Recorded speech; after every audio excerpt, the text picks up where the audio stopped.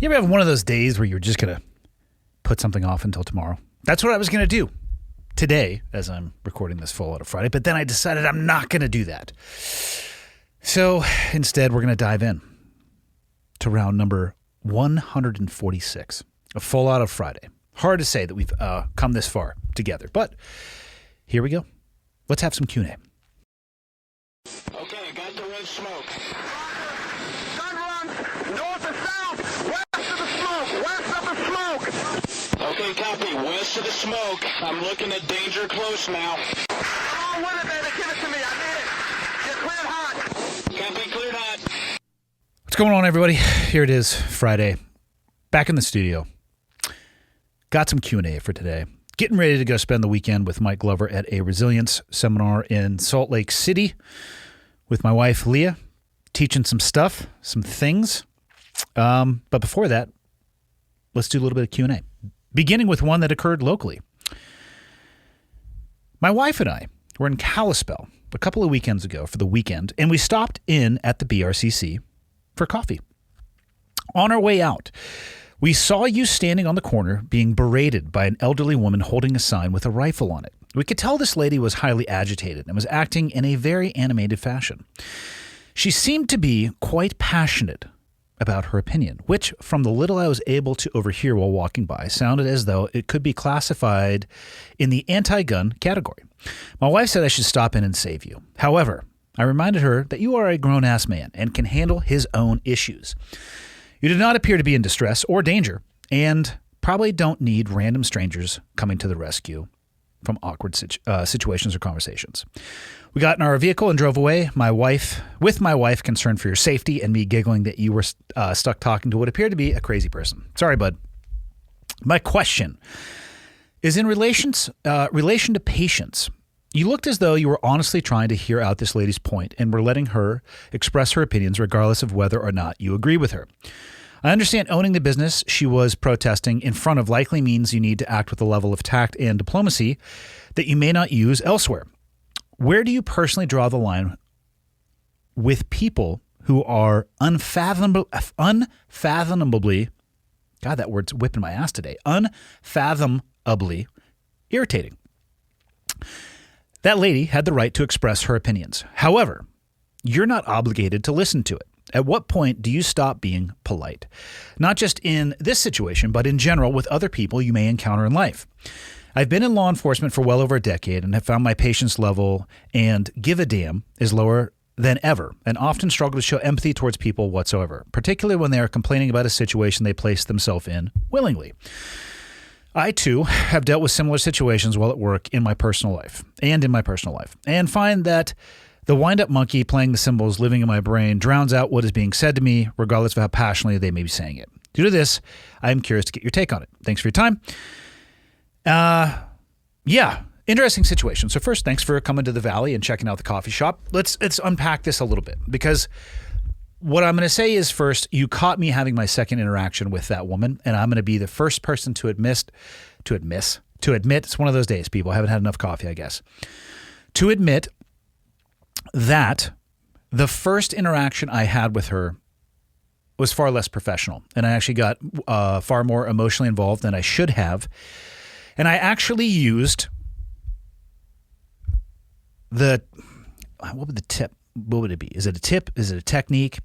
I use the same structure that I talked to people about when it came to that first interaction. Specifically, I'm talking about like the VCR drill or forcing yourself to view an interaction that you have in your life recently that may be negative. And the whole purpose of it is you have to hit play and sit in a room with somebody that you really respect. And you don't get to say anything. They just get to watch you have an interaction that you realize and recognize as subpar.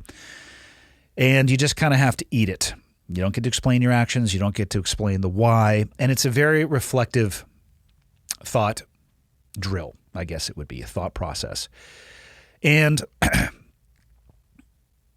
a little bit more about the situation, I guess. This particular individual lives in the area, and your description of it was relatively correct. Her issue with the coffee shop or with Black Rifle Coffee is that we sell a blend of espresso called AK-47. It's actually kind of the lifeblood of the coffee shop. So if something comes out of our espresso machine or any other espresso machine at a Black Rifle Coffee outpost, it's going to be that AK-47 blend. And I actually don't know why Evan chose that name for the espresso blend.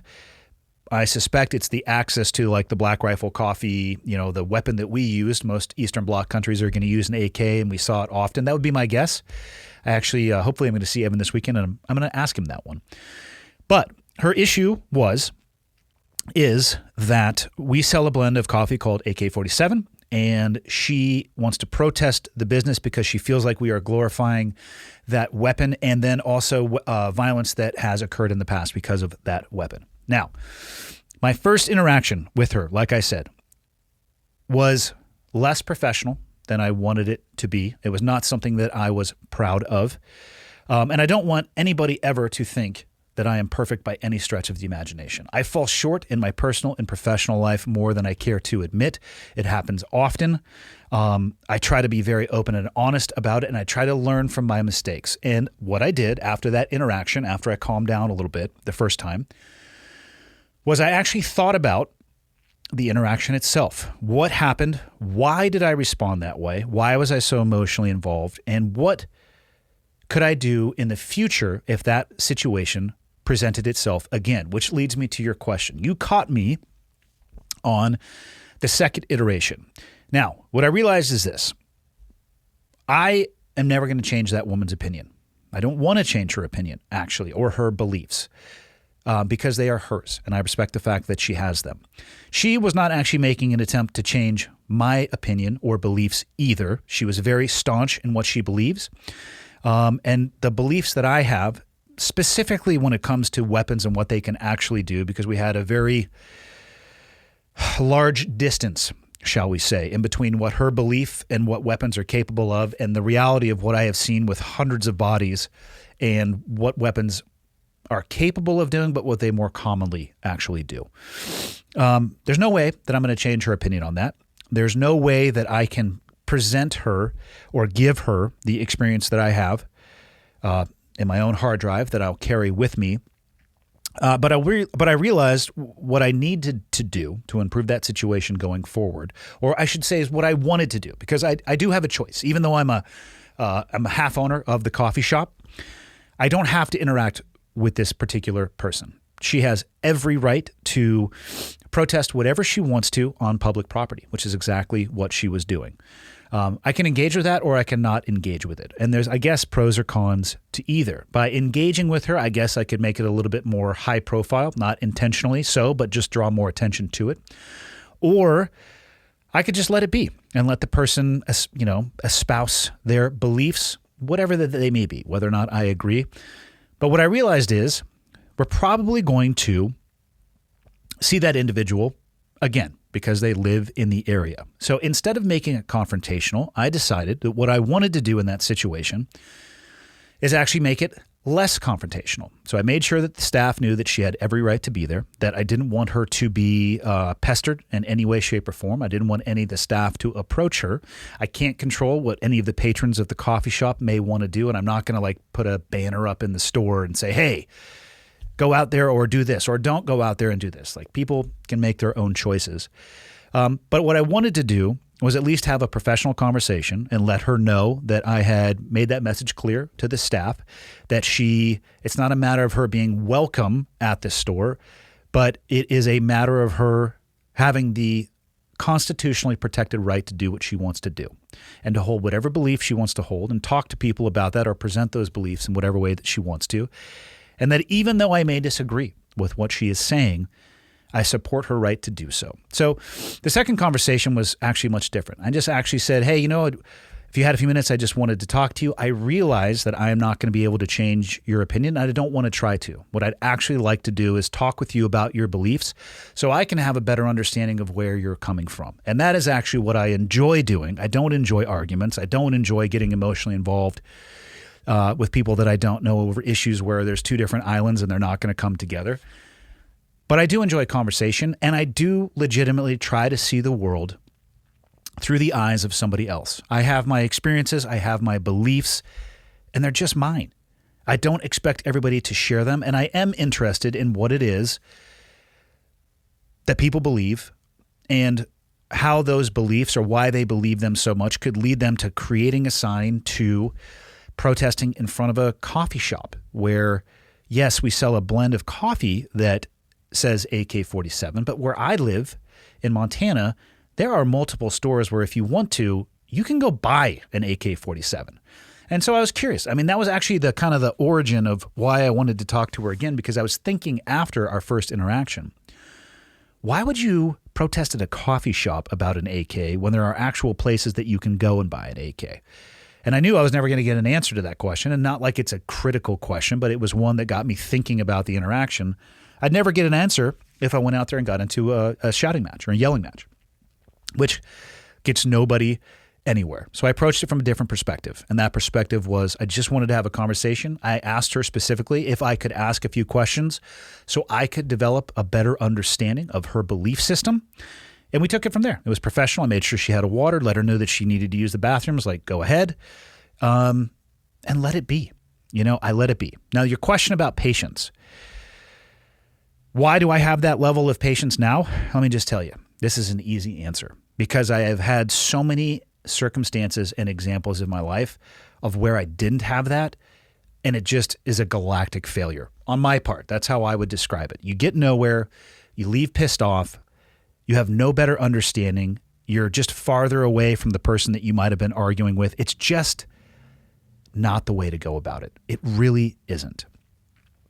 Personally, where do I draw the line with people who are unfathomably irritating? When do I decide, at what point do I stop being polite? The answer to that is never. I am never going to stop being polite. I can't control what people believe. I can't control what people say. I can't control their actions, but I can control how I receive it. Now, I literally just said I am not going to ever stop being polite. The first interaction that I had with this woman, I was not polite. I wasn't there motherfucking her up and down. I might have used a little bit of colorful language. I'd have to ask one of the employees that was out there with me. I don't think it got that far. It just wasn't who I looked back at it, and it's not who I wanted to be. That's not how I want to represent myself. That's not how I want to represent my business. And I was actually hoping that she would come back so I could have a second interaction and be a better representation of who I wanted to be. But the answer to when you stop being polite is, the reality is never. You should, right? And this is like pie in the sky, perfect world. You should never stop being polite. If somebody comes up at you and just motherfucks you up and down, do you have to respond to that? With the same level of verbiage? No, you don't have to. You have control over how you act. Now, there is a point in time where somebody talking at you, and let me be very clear on my personal thoughts on this, and this is all that it counts for. Words are not violence. I don't know if I have ever met somebody who has really been around and entrenched in violence who believes that words are violent. Words can lead to violence. Words can hurt your feelings. In my mind, there is a Grand Canyon of difference between words and physical actions. So although I don't believe words are violent, and they're not violence, regardless of what somebody is saying to you, there is a difference in my mind. When do I stop being polite? When somebody puts their hands on me. That is the answer for me personally, or when I feel a threat to my life or a threat to my loved one's life or somewhere where I need to physically respond. At that point, I am going to stop being polite. And what I mean by that is I probably will take physical action. And that is the absolute last thing on earth that I want to do. Violence very often hurts, even when you win. And I am old enough now that most days that I wake up, something hurts. And I am not looking to add anything to that. I also don't want to add legality to that. I don't want to go to civil court. I don't want to go to criminal court. I just don't want to be involved in that. So I will be as polite as humanly possible up until the point where I have to switch over from being verbally polite to physically violent. And just for clarity, 99.99% of violent interactions can be avoided. They really can be. Could you potentially be viewed as somebody who is backing down and walking away? Yeah, you totally could. And you know what? Who gives a fuck? Because you don't have to worry about any of those other consequences. I don't know how I got off on this tangent, but it's like, again, where do you stop being polite? The interaction itself, right? And where do I draw the line with people who are being unfathomably irritating? If I'm not handcuffed to the person, if I'm not like anchored in place, I can choose at any point in time to leave. So I'm in complete control, even in front of my own business, as to how much I want to interface with this person. How much do I want to interact? I could have interacted none at all. So I could have completely avoided this, but I did want to get a better understanding of who she was and what her beliefs were. And to do that, I'm going to need to listen to what she is saying. And that is hard for a lot of people, especially when what somebody else is saying is in opposition to your beliefs. It's really hard for a lot of people to listen to that. The next hardest step, and which seems to be unachievable for many, and to include myself sometimes, is once you receive that information that is in conflict with what you believe, what you want to do is go back right on top of it and either try to convince the person, show them that they're wrong, or just win the conversation. I was not trying to do any of that while I was out there with her because, again, I was trying to understand who she was, where she came from. It got to a point where I realized I understood what her beliefs were. I understood why she was there. And there's nothing that I'm going to be able to do about that. She's on public property executing her constitutionally protected rights. Who the fuck am I to tell anybody what they should believe and how they should express those beliefs? If they're staying inside of the boundaries that are protected in the founding documents of this country, I'm actually going to support that. And if people were to go out there and get into this person's face and create an environment that is unsafe for her, I'm actually going to go and tell those people to get lost, because that's the way that it works. The First Amendment is not about me only listening and saying the things that I believe. It's about somebody else's ability to say whatever they want to, regardless of what your reaction to it may be. That's how rights work. So when I got to that point, though, with this conversation, to kind of get back to the question here, when I got to that point with this person, and I realized what the belief system was and why they were out there, whether or not I agree with either of them, I went back to work. I went inside, whipped up my computer, and got back to work. Because if I would have stayed, I probably would have gotten irritated, because it becomes oftentimes a merry-go-round where the same conversation happens again. It's very circular. And again, I asked the questions that I was curious about, had a better interaction, made sure that she understood kind of the chessboard, the way that it laid out, and that she was welcome there, and then continued on. And I was much happier with myself after that interaction. I actually think it diffused her a little bit, or at least reduced the anxiety of her being out front of the coffee shop. I am not the type of person that would take that action, but she is. And who am I to say anything about that? And that's kind of my default position when it comes to, from a broader perspective, backing up one step from this, like just in general. I already mentioned it briefly.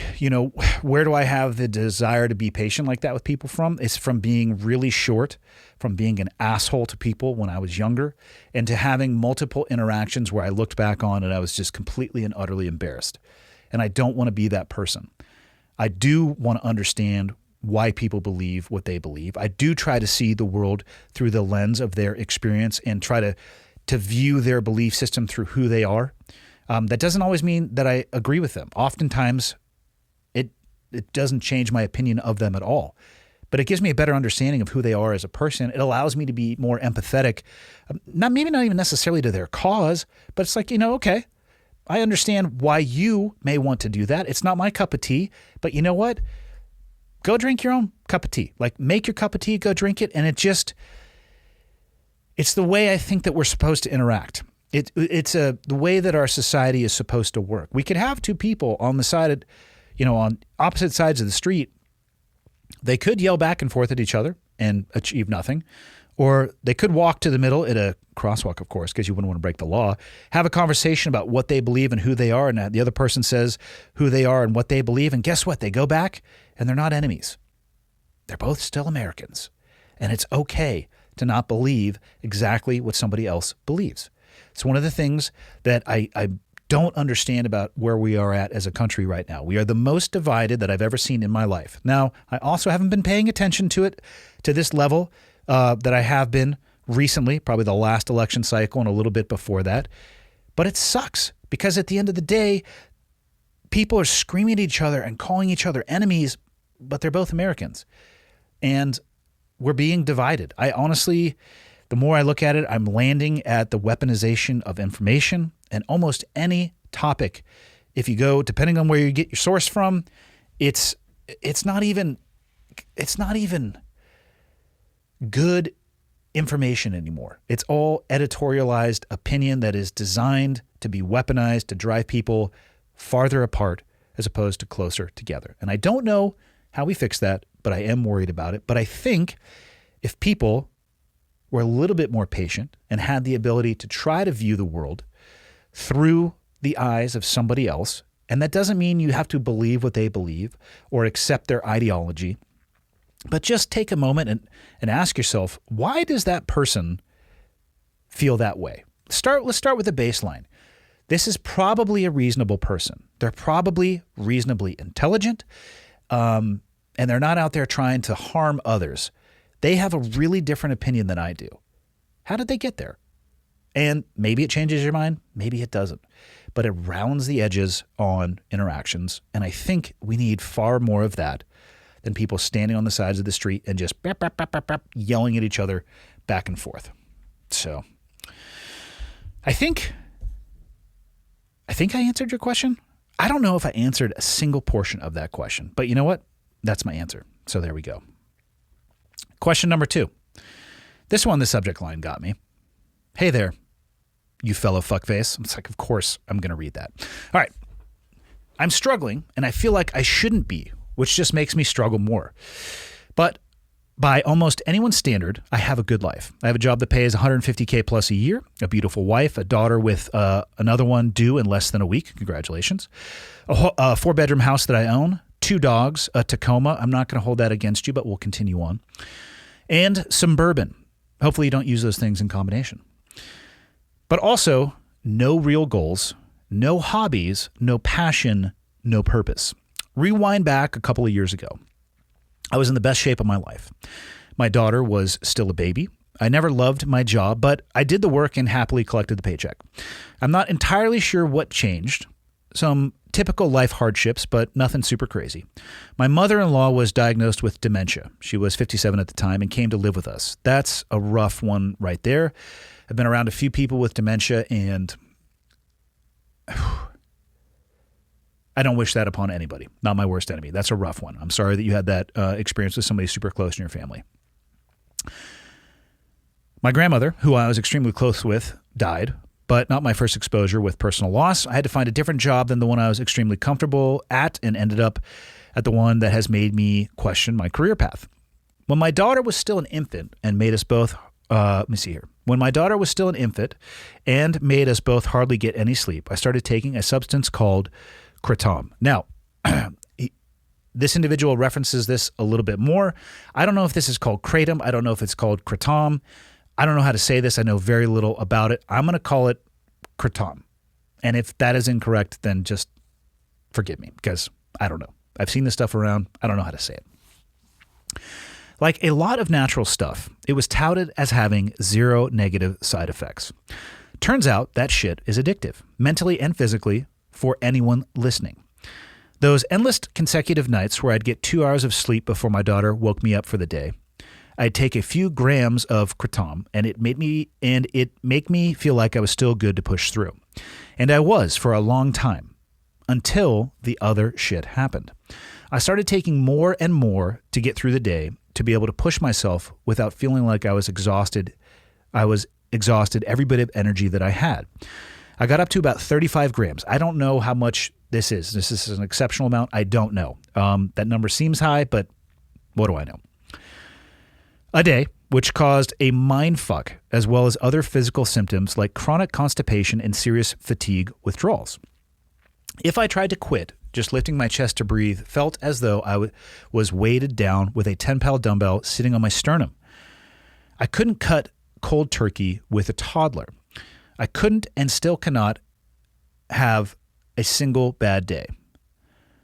With some come to Jesus talks with myself, I've managed to wean myself down to 9 grams a day, at which point I probably can just cut it out altogether if I know I'll have an easy day at work. However, I'm not out of the woods and I'm concerned about the future.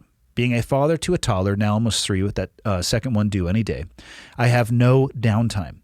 I have no hobbies, no serious interests, no goals, and no time to really find those things.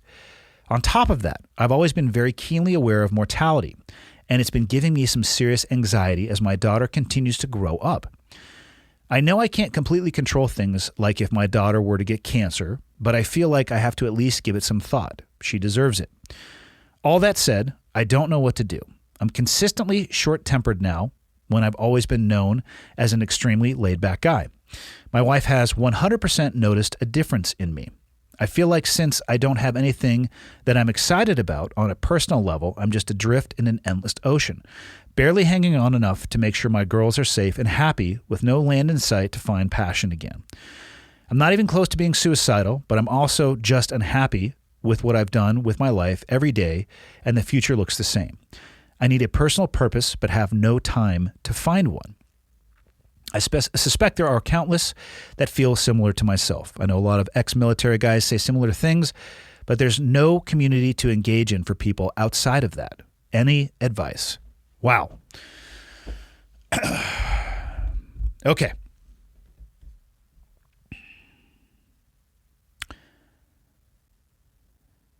I don't have experience with substance abuse.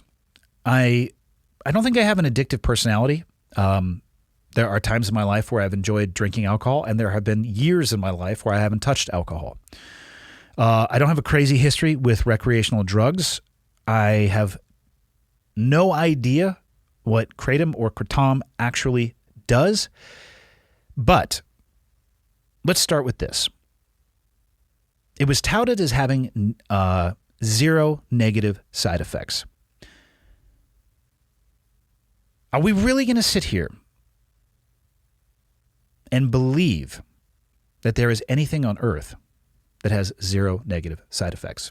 Or can we just be honest for a minute and admit that these are the stories that we tell ourselves? Water seems like one of the safest things. I'm talking about like bottled water, one of the safest things you could possibly have ever, right? You actually need it to stay alive. You need to be hydrated. Do a little research into what happens if you drink far too much water. Even water has negative side effects if misused. So let's cut the bullshit and just realize that something touted as having 0 side effects, 0 negative side effects. Everybody is smart enough to realize that that's bullshit. So that's the story that you told yourself. And maybe that is what you needed to tell yourself to get started on this path. I don't know. But don't blow smoke up my ass, okay?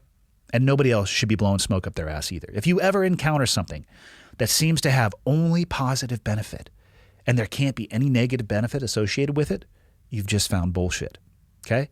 Sorry, there's no magic recipe. There's no secret sauce. And people who tell you that they have just now discovered in 2023 the secret to fill in the blank, which this is not necessarily about kratom or kratom, yeah, they're fucking liars. So use with caution and be careful the lies that you tell yourself. Mortality. See if I can find it here. I've always been keenly aware of mortality, and it's been giving me some serious anxiety. So you say that you think about how much time you have left on Earth,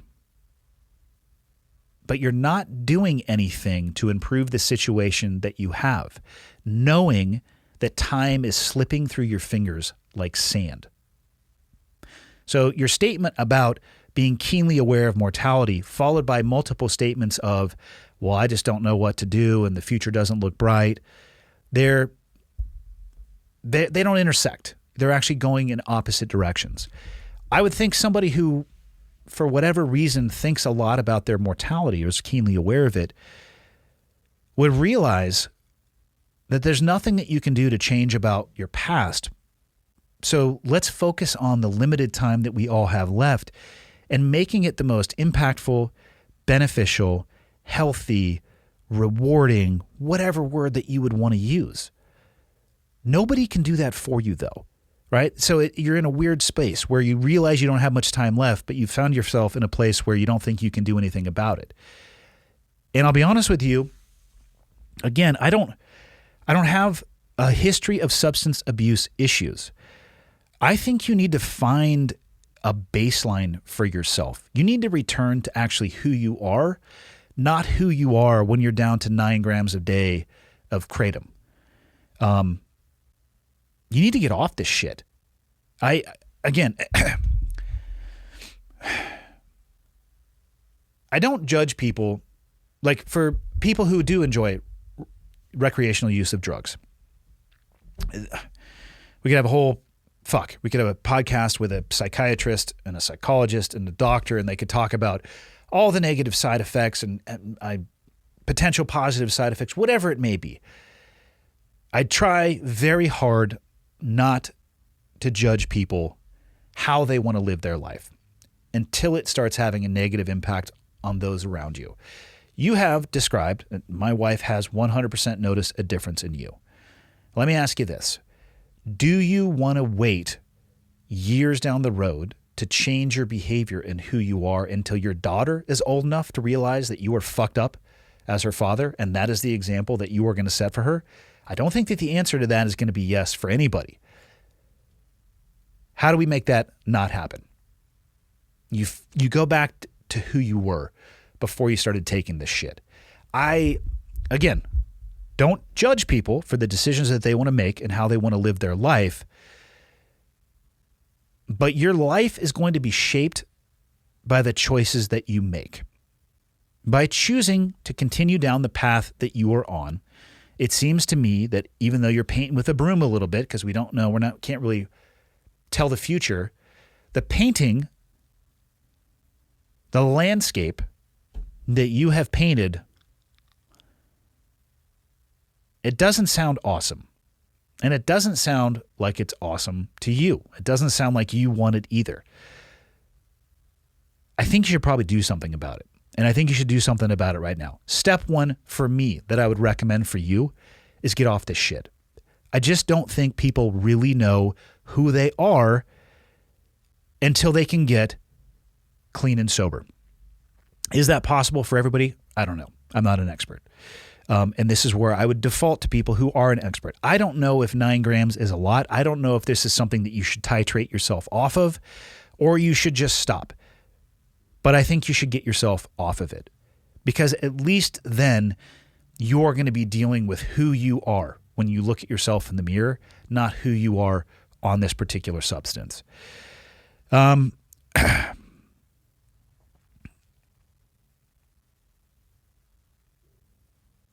You're unhappy with what you've done in your life every day, and the future looks the same. Okay. Are you waiting for somebody to change that? Or are you willing to step up and change it yourself? The first one's not going to happen. The second one's going to be really, really hard. If you want to be a good partner, if you want to be there, like physically and mentally for your partner, if you want to be a good parent, if you want to be physically and mentally present for your child, actively involved in their life, you need to become the best version of yourself possible. It sounds like you have, I don't know where you live, right? And it, people, it's interesting to say, oh, $150K a year. It's not about what you make in life. It's about what you spend. If somebody makes $150K plus a year and spends $175, their quality of life might actually be shit. But it sounds to me, I'm going to make the assumption that you have the economic minimums handled for your situation. Again, I don't know where you live. If you live in fucking Hollywood, that's, you're underwater for sure. But let's hope and assume that you live in a place where that's enough, okay? You mentioned a few times that you don't have enough time, not enough time to have real goals, real hobbies, no passion or purpose. why. What do you do for a living? Have you ever sat down and actually structured your day? We all get the same 24 hours, right? The only difference is what you decide to do with the time that you have.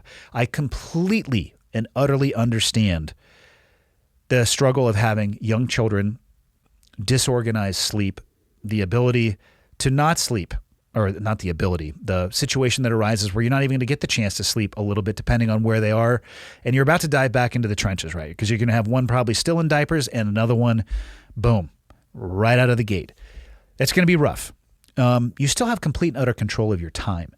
So you didn't say what you do for a living,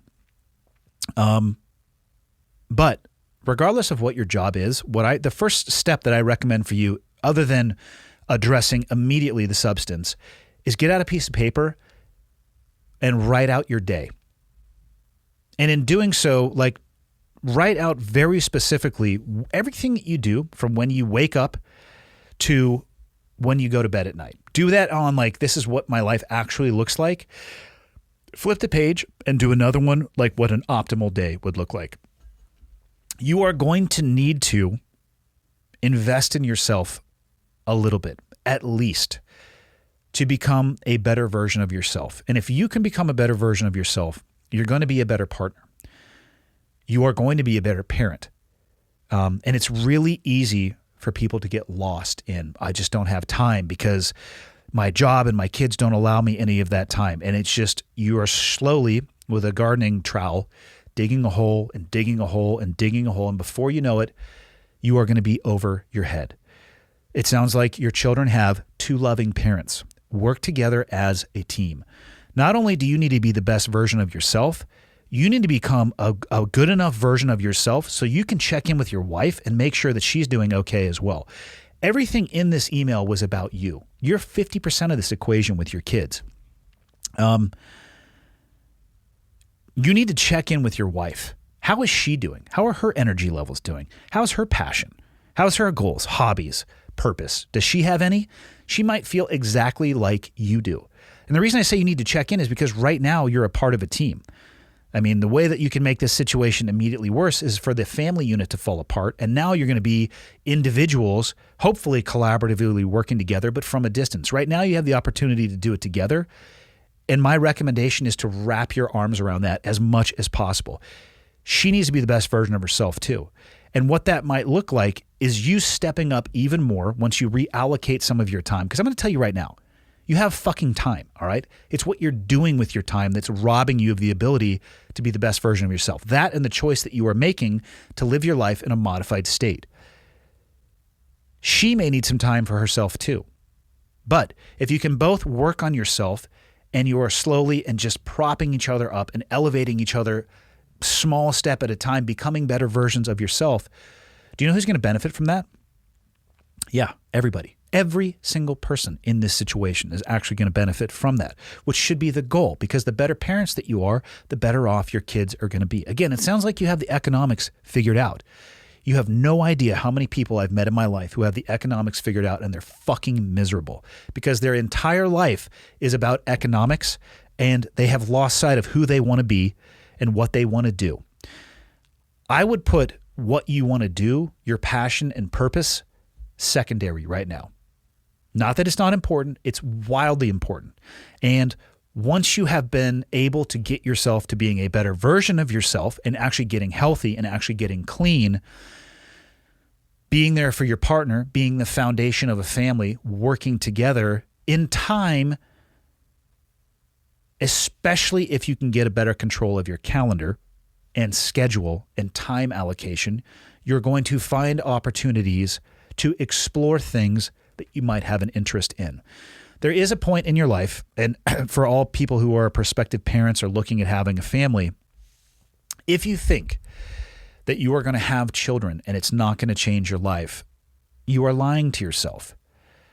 If you think that you were to write down a list of goals or things that you want to accomplish in life, if you think that having children isn't going to adjust the timeline with which you can likely accomplish those things, you're lying to yourself. There is a point in time in raising kids where it's about raising the kids. That's the way that it should be. As they age, get older, you're going to be able to do more and involve them in more and elevate them more and allow them to explore passion and purpose more. And you might be shocked, actually, to find out that the things that they're interested in, you might be really interested in as well. My point in all that is expect for a portion of time when you have young children that you're not going to be able to really pursue your goals and dreams the way that you want to. And that's okay. You don't have to view that negatively. I would just say view it as that phase of your life that you are in when kids are at that young, and I mean like 5 and under age. Can that be frustrating? Yeah, it can be really frustrating. But would you rather be in the trenches for 3 to 5 years and come out of that on the other side as healthy as possible, knowing that you have time left to pursue your goals, or be a shit show during that time period, surviving on a substance that you have to take to make it through a difficult day, to use your words, and end up on the other side of that, a piece of shit human being who is a bad partner and a bad parent? And nobody's going to pick the latter, right? But guess what? You are taking steps down the path to lead you towards that. Nobody can fix it except for you. So I get it. Everybody wants to have a passion and a purpose, but you know what? Put that shit aside for a little bit and get back to actually being the person that I'm sure that you can be. Get off of this shit, reground yourself, partner up with your partner, lean on her for support, make sure she can lean on you for support, be the best parent that you can be, and slowly, once you actually allocate your time more effectively, figure out a way to start worrying about or thinking about, what am I passionate about? What am I purposeful about? What I would suggest in this journey, you talked about being in the best shape of your life, dude, just start going on walks. Start something small. Make sure you are doing something every single day that is allowing you to at least achieve a greater level of fitness. Put your kid in a stroller and take him for a walk. Put him in a backpack, take him for a walk, or a baby Bjorn, whatever you're into. There's every version of that possible. And involve them and take them with you. It'll have more of an impact than you could possibly imagine. And I actually think it would help you get off that stuff. So I did have another question for today, but you know what? I'm going to end it on that. We're going to end it on those two. Sometimes you get 2 questions. Sometimes you get 3. I'm looking at it right now. I think I've been running my mouth for over half an hour, and that's what I try to limit myself to on Fridays. So I guess what? I'll see you on Monday. We'll be back.